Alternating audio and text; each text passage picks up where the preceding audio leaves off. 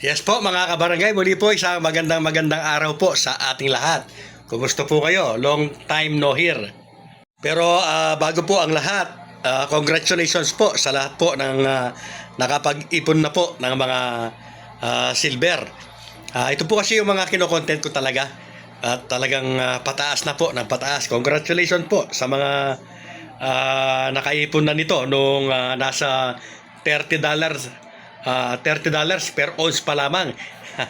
Ngayon po ay nasa 90 plus na po.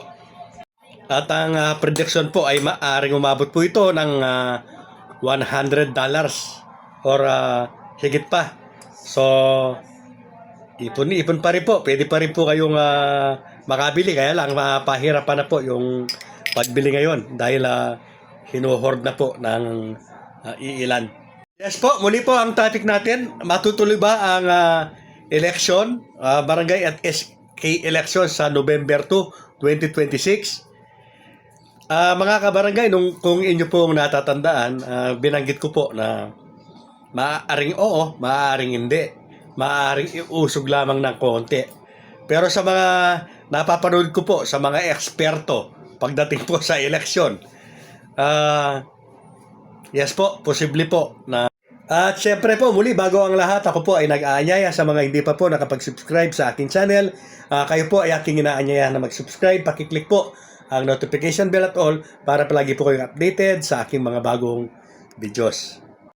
Maaring paglaruan na naman po yan ng mga nasa posisyon. Unang-una po ay parang hindi na pinapakinggan. Ito pong pwede lamang mag-postpone ng halalan kung may compelling reason, yung mga talagang kailangan o reasonable, kagaya ng gera, kagaya po ng malawakang sakuna. Pero dahil nga po may jurisprudence na po itong mga nakaupo at ang nakita po ng Korte Suprema, kaya ito po ay kinatigan, ay sinasabing nasa kapangyarihan po ng Kongreso ang pagtatakda ng halalan ng barangay at SK. So, sana naman po ay wag na po itong mangyari, mga kabarangay. Kaya lamang po sa tanong na nakakatiyak po ba tayo na matutuloy na nga ang halalan sa November 2, 2026? Ang aking sagot po ay talaga pong hindi na po natin pwedeng panghawakan yung umiiral na batas na sila mismo ang gumawa. Ito nga pong 12232. Dahil pwede po nila itong palitan uli or pwede po sila uli na gumawa ng batas para po ito ay ipagpaliban na naman, mga kabarangay. At sinasabi rin po ng ating COMELEC Chairman George Erwin Garcia na may super election daw na magaganap nitong 2026. Mga kabarangay, marami na po ang hindi naniniwala sa ating COMELEC Chairman dahil wala pong nagkatotoo sa mga pinagsasabi nito. Nasa taas pa rin po yung dikta kung ano po yung gusto nila. O bagamat ito po independent body at lagi niya sinasabi sumusunod lamang daw po siya sa batas. So yes nga po, batas nga po yung 12232 na kailangan po niyang sundin. At dito po, lumalabas na talagang bentahe po yung mga nakaupo, mga kabarangay. Kasi nga po, may ilan na pumuporma na gusto pong humabol sa 2026. Kaya lang nag-aalangan po sila na kumilos ngayon o noon pa.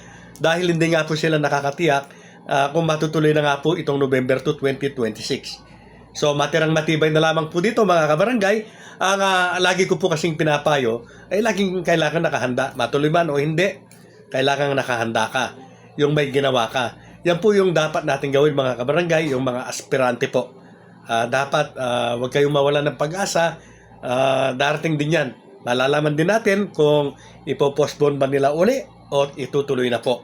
Ngayon, paano kung natuloy nga, tinuloy? Or maaaring sabi ko nga, i-move ng kaunti dahil nga po yung November 2 ay All Souls Day na talagang isang tradisyon po nating mga Katoliko na yan po ay isang minsan sa isang taon lamang na nangyayari para magtipon-tipon po yung mga pamilyang nagkahiwa-hiwalay. So, kung sakasakali man po sa ganang akin, matutuloy po sa November 2026 ay baka i-move naman po ng kaunti mga kabarangay. At sana yan nga po yung mangyari. Hindi po yung i-move ng taon na naman mga kabarangay.